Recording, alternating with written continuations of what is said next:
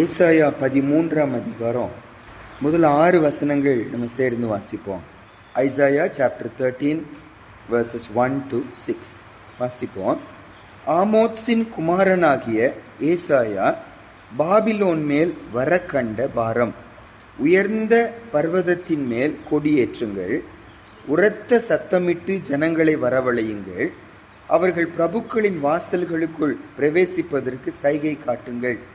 நான் பரிசுத்தமாக்கினவர்களுக்கு கட்டளை கொடுத்தேன், என் கோபத்தை நிறைவேற்ற என் பராக்கிரமசாலிகளை அழைத்தும் இருக்கிறேன், அவர்கள் என் மகத்துவத்தினால் களி கூறுகிறவர்கள் என்கிறார்.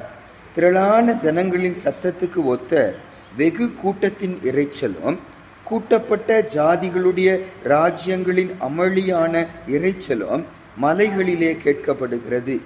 சேனைகளின் கர்த்தர் யுத்த இராணுவத்தை லக்கம் பார்க்கிறார். கர்த்தர் வருகிறார், அவருடைய கோபத்தின் ஆயுதங்களும் தேசத்தை எல்லாம் அழிக்க வானம் கவிழ்ந்த கடையாந்திர தேசத்திலிருந்து வருகிறது. அலறுங்கள், கர்த்தரின் நாள் சமீபமாய் இருக்கிறது, அது சர்வ வல்லவரிடத்திலிருந்து மகா சங்காரமாய் வரும்.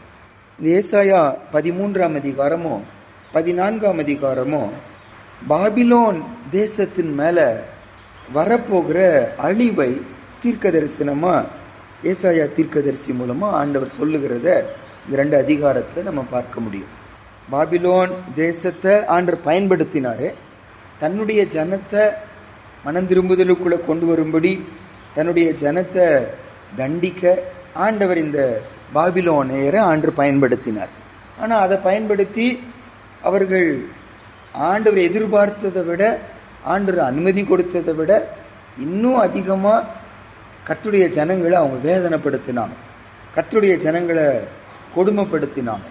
தங்கள் தெய்வம் தான் தங்களுக்கு பலன் கொடுத்துச்சு, இது கர்த்தரால் நடந்துச்சு என்பது கூட அவங்களுக்கு தெரியாது. அதனால ஆண்டவர் சொல்லுகிறாரு, இந்த பாபிலோன் மேல நான் நியாய தீர்ப்பு கொண்டு வருகிறேன்னுங்கிறார். யாரை பயன்படுத்துறாருன்னா இன்னொரு புறஜாதியார பயன்படுத்துறார்.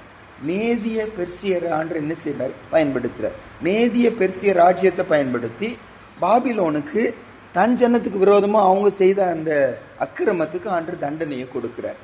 இப்போ இந்த பகுதியில இந்த 3ஆம் வசனம் மட்டும் நம்ம வாசிப்போம் பாருங்க. 3வது வசனம், நான் பரிசுத்தமாக்கினவர்களுக்கு கட்டளை கொடுத்தேன், என் கோபத்தை நிறைவேற்ற என் பராக்கிரமசாலிகளை அழைத்தும் இருக்கிறேன், அவர்கள் என் மகத்துவத்தினாலே களி கூறுகிறவர்கள் என்கிறார். சும்மா சாதாரண மேலோட்டமா வாசிக்கும் போது இதை யாரை குறிக்கிறது போல இருக்குங்க? கர்த்தருடைய பிள்ளைங்களை குறிக்கிறது போலதான் இருக்கும், தேவனுடைய பிள்ளைங்களை குறிக்கிறது போலதான் இருக்கும். ஆனால் உண்மையாவே இது தேவனுடைய பிள்ளைங்களை குறிக்கல, யூதா ஜனங்களை குறிக்கல, இஸ்ரவேல் ஜன எபிரேயர்களை குறிக்கல. இது யாரை குறிக்கிறது? அந்த மேதிய பெர்சியரை ஆண்டு குறிக்கிறார்.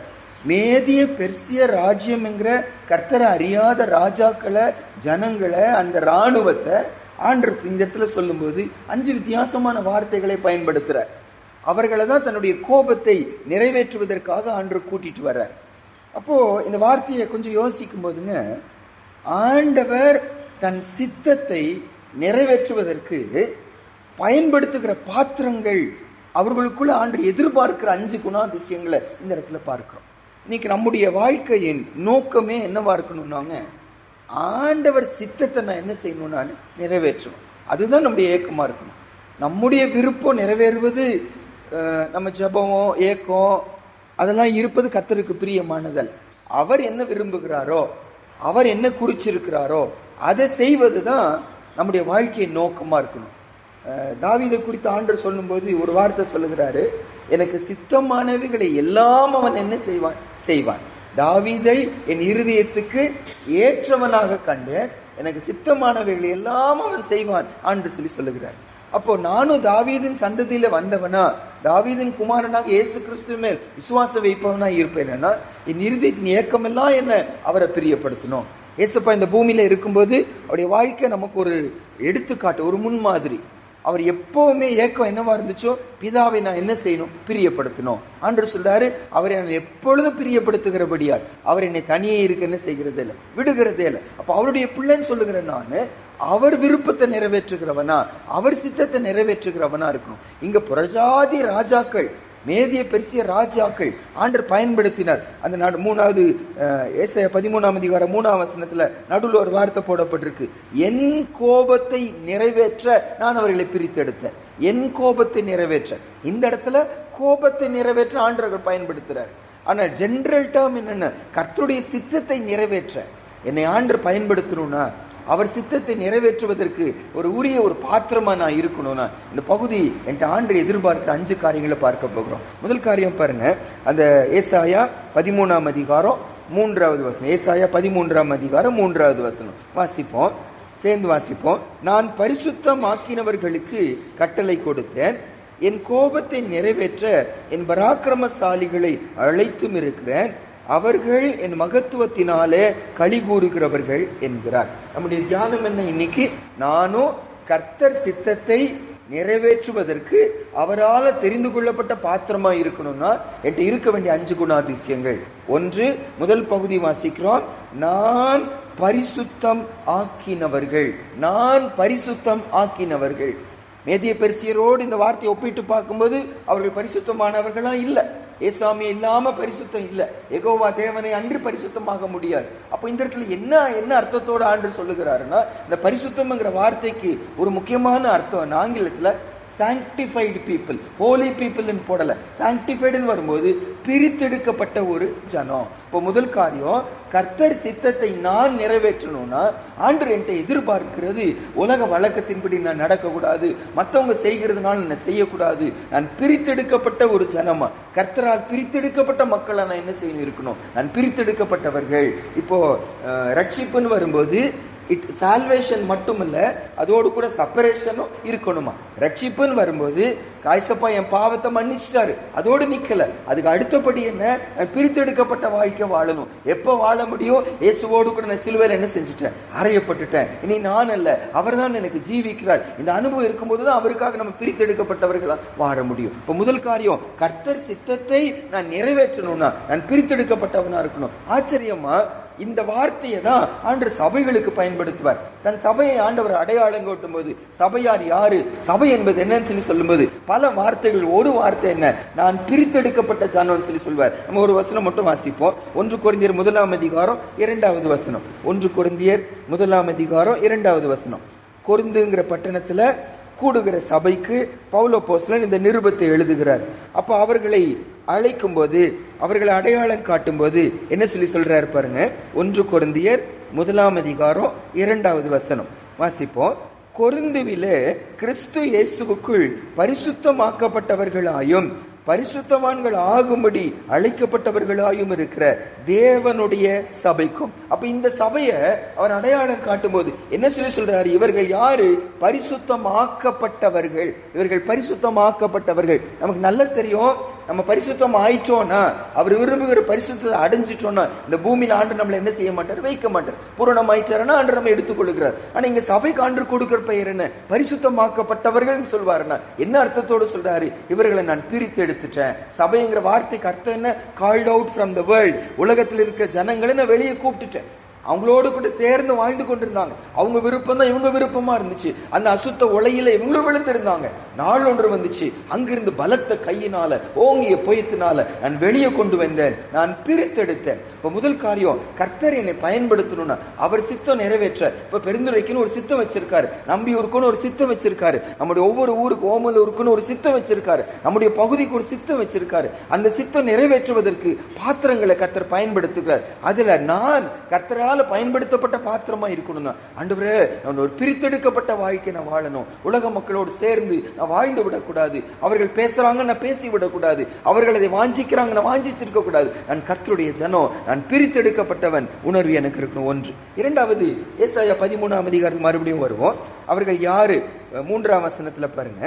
ஏசாயா 13 வசனம். நான் பரிசுத்தம் ஆக்கினவர்களுக்கு கட்டளை கொடுத்தேன். 2வதுங்க, அந்த கர்த்தரால அவர் சித்தம் நிறைவேற்றுவதற்கு நான் பயன்படுத்தப்பட்ட பாத்திரமா இருக்கணும்னா அவரால கட்டளை பெற்றவனா நான் என்ன செய்யணும் இருக்கணும். ரொம்ப ஆச்சரியமா பவுல் அப்போஸ்தலனுங்க ஆவினால நிரப்பப்பட்ட ஒரு மனுஷன், கர்த்தரால வல்லமையாய் பயன்படுத்தப்பட்ட மனுஷன்.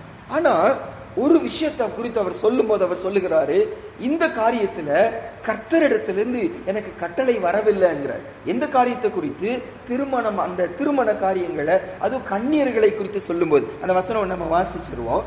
1 கொரிந்தியர் 7ஆம் அதிகாரம் 25வது வசனம். 1 Corinthians chapter 7 verse 25 வாசிப்போம்.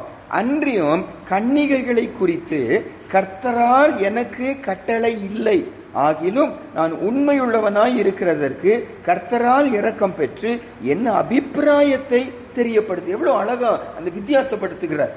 கர்த்தரால் எனக்கு கட்டளை பெறல, ஆகையால் இது சொல்வதற்கு எனக்கு அத்தாரிட்டி இல்ல, ஆனா என்னுடைய அபிப்பிராயத்தை நான் என்ன செய்யறேன்னா சொல்லுகிறேன். அப்போ கர்த்தரால கட்டளை பெறுவது ஒரு விசேஷித்தமான ஒரு அழைப்பு.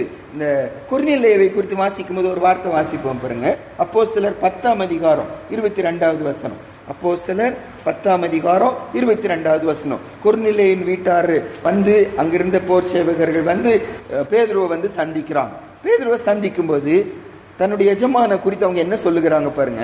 அப்போஸ்தலர் 10ஆம் அதிகாரம் 22வது வசனம். ஆக்ட்ஸ் சாப்டர் 10 verse 22 வாசிப்போம். அதற்கு அவர்கள், நீதிமானும் தேவனுக்கு பயப்படுகிறவரும் யூத ஜனங்கள் எல்லாரும் நல்லவர் என்று சாட்சி பெற்றவருமாகிய கொர்நேலியு என்னும் 100க்கு அதிபதி உம்மை தம்முடைய வீட்டுக்கு அழைப்பித்து உம்மால் சொல்லப்படும் வார்த்தைகளை கேட்கும்படி பரிசுத்த தூதனாலே தேவ எத்தனமாய் கட்டளை பெற்றார். கர்த்தரால கட்டளை பெற்றார், ஆகையால் உங்க கூட வருகிறோம், இது கர்த்தருடைய கட்டளை, நீங்க வந்துதான் ஆகணும் என்று சொல்லி சொல்லாம சொல்லுகிறத பாக்குறோம். ஏசப்பா தன்னுடைய பூமிக்குரிய அழைப்பை குறித்து சொல்லும்போது யோவான் 10ஆம் அதிகாரம் 18வது வசனம் பாருங்க. John chapter 10 verse 18. யோவான் 10ஆம் அதிகாரம் 18வது வசனம் வாசிப்போம். ஒருவனும் அதை என்னிடத்திலிருந்து எடுத்துக்கொள்ள மாட்டான். எதை? ஜீவனை எடுத்துக்கொள்ள மாட்டான். நானே அதை கொடுக்கிறேன், அதை கொடுக்கவும் எனக்கு அதிகாரம் உண்டு, அதை மறுபடியும் எடுத்துக்கொள்ளவும் எனக்கு அதிகாரம் உண்டு. இந்த கட்டளையை என் பிதாவினிடத்தில் பெற்றுக்கொண்டேன். ஆண்டு இந்த காரியத்தை ஏன் செய்கிறாரா?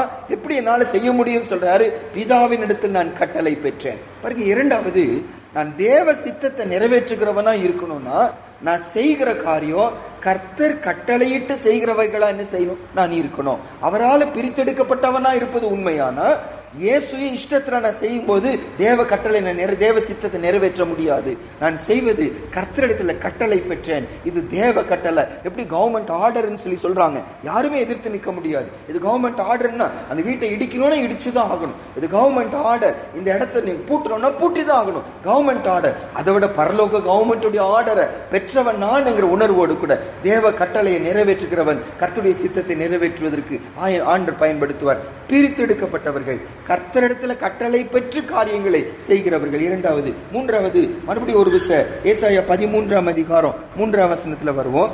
ஏசாயா 13ஆம் அதிகாரம் 3வது வசனம்.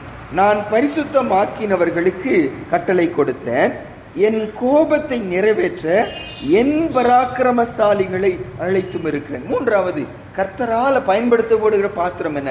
ஆண்டவர் உரிமையோடு கூட இவர்கள் என் பராக்கிரமசாலிகள் என்று சொல்லணுமா? பராக்கிரமசாலி என்று நம்மை அழைக்கணும். அவருக்குள்ள நம்ம ஸ்ட்ரென்த் பெற்றவங்களா இருக்கணும். பாருங்க, இந்த உபாகம புஸ்தகத்துலங்க, உபாகமம் 8ஆம் அதிகாரத்துல ஆண்டவர் இஸ்ரவேல் ஜனங்களுக்கு மோசே மூலமா ஒரு வார்னிங்க கொடுக்கிறார். இப்ப நீங்க ஒரு ஊருக்கு போக போறீங்க, அந்த சந்ததி விளிம்பில நிற்கிறது, அடுத்தது கானானுக்குள்ள போக போறாங்க. அந்த சந்ததியை பார்த்து மோசே செய்கிற பிரசங்கம் தான் உபாகம புஸ்தகம். அப்ப மோசே சொல்ற, நீங்க அங்க போக போறீங்க, வசதியா இருக்க போறீங்க, நீங்க கட்டல அந்த வீடு, அந்த வீட்டுல தங்க போறீங்க, நீங்க நடல அந்த திராட்சை தோட்டத்தை, அந்த பலனை புசிக்க போறீங்க, ஒலிவ தோப்புகளை பலனை நீங்க புசிக்க போறீங்க. அங்க போய் நீங்க வசதி ஆகும்போது எல்லா டேஞ்சர் என்னன்னா, கர்த்தரை மறப்பதற்கு டேஞ்சர் இருக்கு. கர்த்தர் தான் இதை கொடுத்தார், அவர் கொடுத்தார் என்பதை மறந்து என் சாமர்த்தியம், ஏன் கை பலன் என்று சொல்லத்தக்கதாங்க ஒரு வாய்ப்பு இருக்கிறது. அதனால எச்சரிக்கையா இருங்க. சரி, நம்ம வாசிப்போம் 8ஆம் அதிகாரத்துலங்க, உபாகமம் 8ஆம் அதிகாரத்துல 17-18 வாசிப்போம். உபாகமம் 8ஆம் அதிகாரம் 17-18. கர்த்தரை மறந்துடாதீங்க, அவர் தான் உங்களை அழைச்சு வந்தவர், அவர் தான் இந்த இடத்துல உங்க குடியேற்றினவர். 17-18. Deuteronomy chapter 8:17 and 18. உபாகமம் 8:17-18 வாசிப்போம். என் சாமர்த்தியமும் என் கைபலனும் இந்த ஐஸ்வர்யத்தை எனக்கு சம்பாதித்தது என்று நீ உன் இருதயத்தில் சொல்லிக் கொள்ளாமலும் இருக்க எச்சரிக்கையாயிருந்து உன் தேவனாகிய கர்த்தரை நினைப்பாயாக. அவரே உன் பிதாக்களுக்கு ஆணையிட்டு கொடுத்த தம்முடைய உடன்படிக்கையை உறுதிப்படுத்தும்படி இந்நாளில் உனக்கு உண்டாயிருக்கிறது போல ஐஸ்வர்யத்தை சம்பாதிக்கிறதற்கான பலனை உனக்கு கொடுக்கிறவர். அவர்தான் காரணம். அவர் பலன் கொடுத்தார், ஆகையால் தான் நீங்க அப்படி வாழ்ந்து கொண்டு இருக்கிறீங்க. அப்ப ஆண்டவர் அவர் சித்தத்தை நிறைவேற்றுவதற்கு பயன்படுத்துகிற பாத்திரம் யாரு? அவரால் பலனை பெற்ற ஒரு பராக்கிரமசாலியா நான் இருக்கணும். இது என் பலன் என்று சொல்லத்தக்கதா இருக்கக்கூடாது. என் ஞானோ, ஏன் திறமை, நான் படிச்சேன், நான் ஹார்ட் ஒர்க் பண்ணேன், நான் ரொம்ப தீவிரமா உழைச்சேன், நான் இதை கற்றுக்கொண்டேன், நான் செஞ்சேன், அப்படி சொல்றவங்க கர்த்தரால பயன்படுத்த முடியாது. இது கர்த்தருடைய பராக்கிரமசாலிகள். என் பலன் அவருக்கு கொடுத்தேன், என் பராக்கிரமத்தை கொடுத்தேன். புதிய ஏற்பாடுல 1 யோவான் 2ஆம் அதிகாரம் வாலிபர்கள் தான் பலசாலிகள். அந்த வாலிபர்களை குறித்து சொல்லும்போது எதனால் அவர்கள் பராக்கிரமசாலிகள், எதனால் அவர்கள் பலவான்கள் சொல்லும்போது 1 யோவான் 2ஆம் அதிகாரம் 14வது வசனம். 1 John chapter 2 verse 14. 4 வகையான கூட்டங்களை அந்த இடத்துல சொல்லுகிறாரு. பச்சை குழந்தைங்க, அடுத்தது பாலகர்கள், அடுத்தது வாலிபர்கள், அடுத்தது பிதாக்கள். இப்ப வாலிபர்கள் யாரு, அவங்களை பத்தி ஆண்டவர் என்ன சொல்லி சொல்றாரு பாருங்க.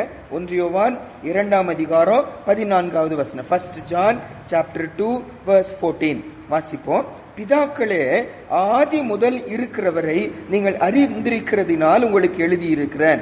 வாலிபரே, நீங்கள் பலவான்களாய் இருக்கிறதினாலும் தேவ வசனம் உங்களில் நிலைத்திருக்கிறதினாலும் நீங்கள் பொல்லாங்கனை ஜெயித்ததினாலும் உங்களுக்கு எழுதியிருக்கிறேன்.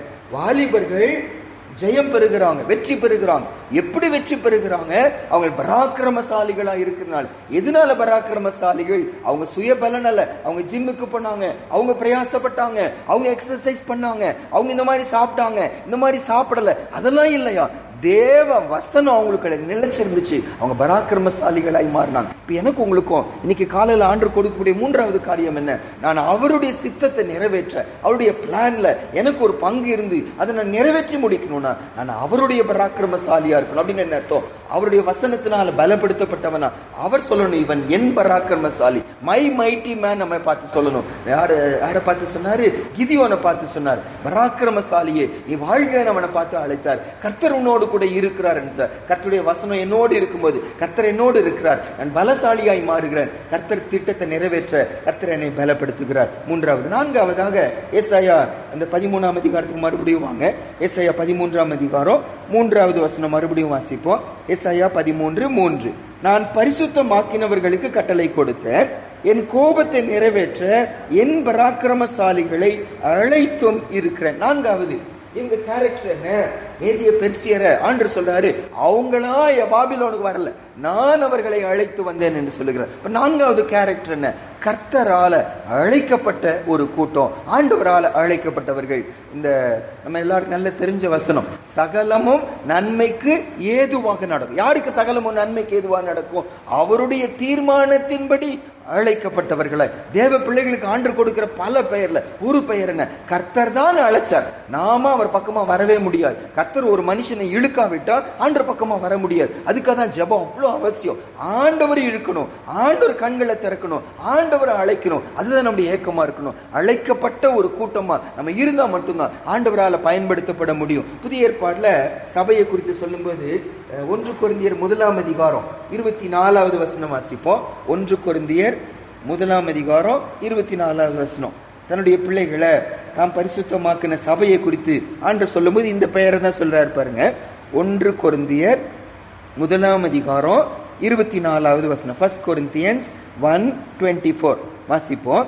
ஆகிலும் யூதரானாலும் கிரேக்கரானாலும் எவர்கள் அழைக்கப்பட்டிருக்கிறார்களோ அவர்களுக்கு கிறிஸ்து தேவ பலனும் தேவ ஞானமுமாய் இருக்கிறார். யாருக்கு கர்த்தர் பலன் கொடுப்பார்? யாருக்கு தேவ ஞானத்தை கொடுப்பார்? அவரால் அழைக்கப்பட்டவர்கள். யூதா புஸ்தகத்துக்கு வாங்க. கடைசி நிருபம் யூதாவின் புஸ்தகம். ஒரே அதிகாரம் தான் இருக்கும். அதுல முதல் வசனம் வாசிப்போம் பாருங்க. யூதா சபைகளுக்கு எழுதுகிறார். அந்த சபைகளுக்கு அவர் கொடுக்கிற ஒரு பல பெயர்ல ஒரு பெயர் பாருங்க. யூதாவின் புஸ்தகம் 1ஆம் அதிகாரம் 1 வசனம். ஜூட் chapter 1 verse 1 வாசிப்போம். இயேசு கிறிஸ்துவினுடைய ஊழியக்காரனும் யாக்கோபினுடைய சகோதரனுமாய் இருக்கிற யூதா பிதாவாகிய தேவனாலே பரிசுத்தமாக்கப்பட்டவர்களும் இயேசு கிறிஸ்துவினாலே காக்கப்பட்டவர்களுமாகிய அழைக்கப்பட்டவர்களுக்கு எழுதுகிறதாவது, சபைகளுக்கு, கர்த்தருடைய பிள்ளைகளுக்கு, யூதாமிலுமா ஆண்டு கொடுக்கிற பெயர் என்ன? இவர்கள் அழைக்கப்பட்ட ஜனங்கள். இன்னைக்கு நானும் யோசிச்சு பார்க்கணும். ஆனா சுயமா ஒரு காரியத்தை செய்கிறேனா? அதனாலதான் ஊழியங்களை குறித்து சொல்லும்போது, ஆரோனை போல ஒருவன் அழைக்கப்படாவிட்டால் இந்த கனமான ஊழியத்துக்கு ஒருவனும் தானா ஏற்படுத்தப்படுவதில்லை. கர்த்தரால் அழைக்கப்பட்ட கூட்டம். தேவ சித்தத்தை நான் நிறைவேற்றணும்னா முதல் காரியம் பார்த்தோம், நான் பிரித்தெடுக்கப்பட்டவனா, நான் பரிசுத்தமாக்கப்பட்டவனா இருக்கணும்னு சொல்லி பார்த்தோம். இரண்டாவது, அவர்கிட்ட கட்டளை பெற்று அதை நிறைவேற்றுகிறவனா இருக்கணும். மூன்றாவது, நான் பராக்கிரமசாலிய. எதுல பராக்கிரமசாலி? அவர் வசனத்தினால, அவர் கொடுக்கிற பலத்தினால பலப்படுத்த இருக்கணும். நான்காவது, அவரால் நான் அழைக்கப்பட்டவனா இருக்கணும். கடைசியா ஏசாயா 13ஆம் அதிகாரம் 3வது வசனத்துல அவர்கள் யாரு? கர்த்தருடைய திட்டத்தை நிறைவேற்ற கர்த்தர் பயன்படுத்துகிற ஜனங்கள் யாரு? அந்த 13ஆம் வசனத்தின் கடைசி பகுதி பாருங்க.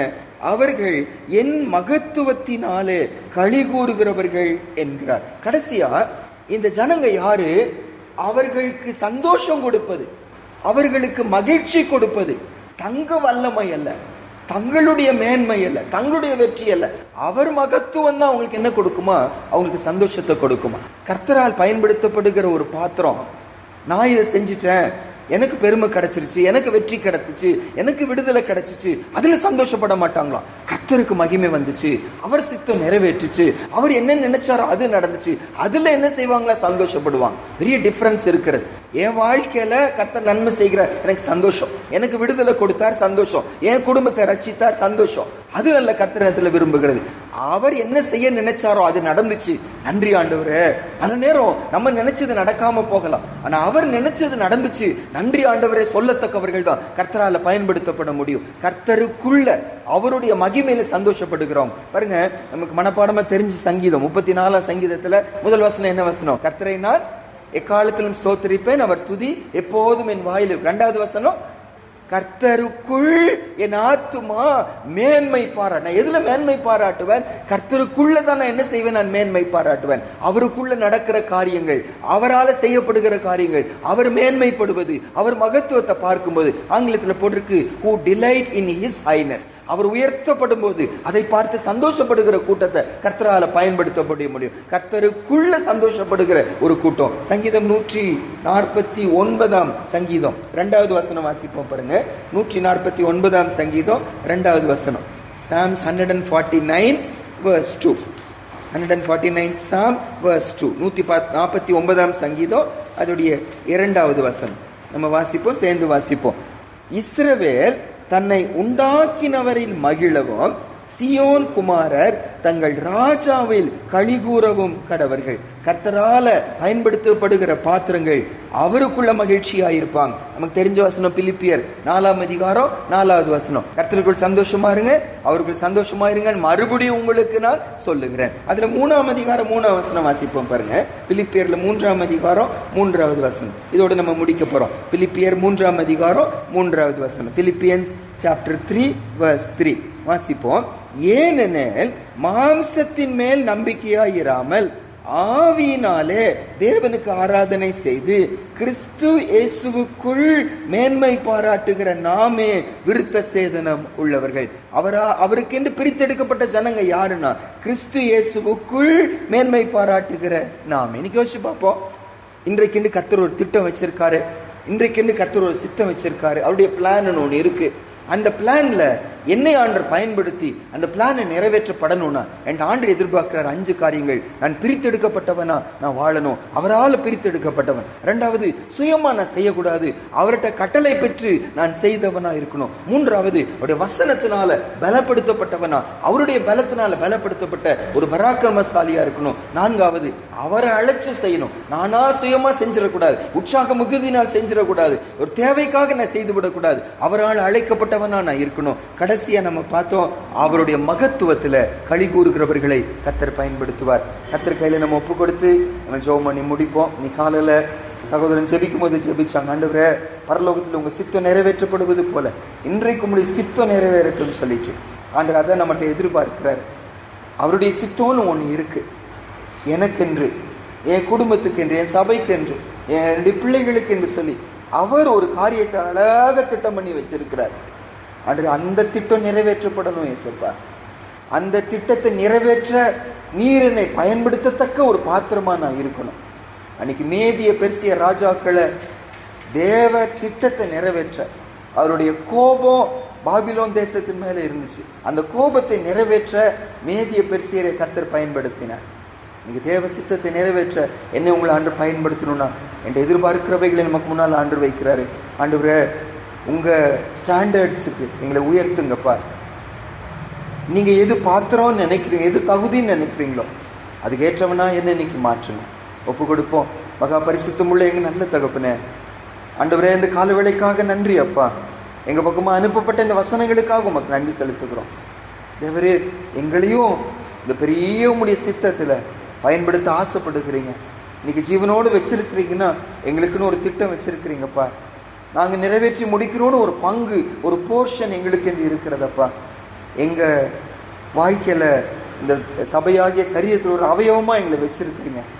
இந்த அவயவம் என்ன செய்யணும்னு நீங்க தீர்மானம் பண்ணீங்களோ அதை சரியா செஞ்சாதான் நாங்க சேர்ந்து வளர முடியும். சுவாமி, கிருபையாய் உங்க கையில எங்களை ஒப்பு கொடுக்கிறோம். பிரித்தெடுக்கப்பட்ட ஒரு வாழ்க்கை வாழ உதவி செய்யுங்க. சுயமா எதையும் செய்ய விடாதீங்கப்பா. சுயமா செய்யும் போதெல்லாம் அந்த வாசலை அடைச்சு போடுங்க. உம்மிடத்துல கட்டளை பெற்று காரியங்களை பேசுகிறவர்களா, செய்கிறவர்களா, முடிவு பண்ணுகிறவர்களா, டிராவல் பண்ணுகிறவர்களா ஆண்டவரே, எங்களை இன்னைக்கு மாற்ற முடியாது நாங்கள் ஜெபிக்கிறோம். ஆண்டவரே, எங்களுக்கு என்று பலன் இருந்தாலும் அதை பயன்படுத்தி செஞ்சா உங்க சித்தம் நிறைவேற்ற முடியாது. பல நேரம் அதுல எங்களுக்கு பெருமை வந்துடும், விசுவாசத்துக்கு நாங்கள் இடம் கொடுத்துருவோம். சுவாமி, உம்முடைய பலனை பெற்று வசனத்தினால எங்களை பலப்படுத்துகிறீங்க. வாசிச்சோமே, வசனம் நிலைச்சிருக்கும் போது பராக்கிரமசாலிகளாய் மாறுகிறோம். எவ்வளவு பெரிய பொல்லாதவனையும் நாங்க ஜெயிக்க முடியும் சொல்லி நாங்க பார்த்தோமே. கிருபை தாங்க ஆண்டவரே. உம்மால பலப்படுத்தப்பட்டவர்களா வாழ உதவி செய்யுங்க. அன்ற நாங்களா வாலண்டியர் பண்ணி செய்வது ஒருவேளை உலகத்துல சந்தோஷமா இருக்கலாம், ஆனா உமக்கு அது விருப்பம் இல்லையா? உம்மால அழைக்கப்பட்டவர்களா நாங்க இருக்கணும். சுவாமி, கிருபை கொடுங்க. அழைக்கப்பட்டவர்கள் என்ற கூட்டத்துல நாங்களும் காணப்பட கர்த்தாவே கிருபை. அவங்க தான் ஜெயம் கொடுக்க முடியும். அழைக்கப்பட்டவர்கள், தெரிந்து கொள்ளப்பட்டவர்கள் ஜெயம் கொள்ள முடியும். சுவாமி, கிருபை கொடுங்க. சுவாமி, எல்லாத்துக்கும் மேல உடைய மகத்துவத்தினாலே களி கூறுகிற ஒரு கூட்டம், நீங்க மகிமை அடையும் போது, நீங்க சந்தோஷப்படும் போது, உடைய சித்தம் நிறைவேறும் போது அதுல மகிழ்ச்சியை பெறுகிற, அதுல சாட்டிஸ்பாக்சனை பெறுகிற ஒரு ஜனமா எங்களை நீங்க மாற்றுங்க. எங்க நோக்கம் எல்லாம் எங்க அப்பாவை பிரியப்படுத்தணும், எங்க பரலோக தகப்பனை பிரியப்படுத்தணும், அவரை சந்தோஷப்படுத்தணும், அவர் சித்தம் நிறைவேறணும், அவர் மகிமை வளரணும். அது எங்க ஏக்கமாய் மாற்றுங்க. நாளுக்குள்ள போறோம், இந்த வசனங்கள் எங்களுக்குள்ள ரிங்காரமிட்டு கொண்டே இருக்கட்டும். ஏசப்பா, இதுக்கு மாறாய் நடக்கும் போதெல்லாம் தேவ சித்தம் உன்னால கொலைஞ்சு போயிருமே என்ற உணர்வு கொடுத்து பயத்தோடு கூட அன்று இன்னைக்கு நீங்க விருப்பப்படி நாங்க வாழ்ந்து முடிக்க உதவி செய்யுங்க. துதி கன மகிமை உமக்கு செலுத்துகிறோம். இயேசுவின் மூலம் ஜெபிக்கிறோம் நல்ல பிதாவே, ஆமென்.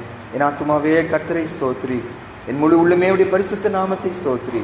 என் ஆத்துமாவே கர்த்தரை ஸ்தோத்திரி, அவர் செய்த சகல உபகாரங்களையும் மறவாதே. ஆமென்.